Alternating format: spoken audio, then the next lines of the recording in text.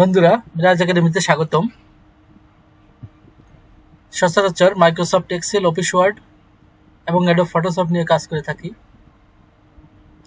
আজ একটি exceptional question. একজন ক্রেতা ৮০ টাকা বাজার করে দোকানদারকে ১০০ টাকার একটি নোট দিল। দোকানদার ক্রেতাকে ৪২০ টাকা ফেরত দিল।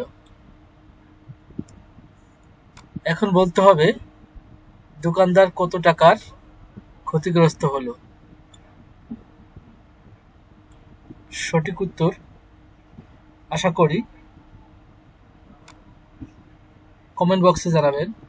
ভিডিওটি ভালো লাগলে অবশ্যই লাইক, কমেন্ট, শেয়ার এবং সাবস্ক্রাইব করতে ভুলবেন না। Thank you.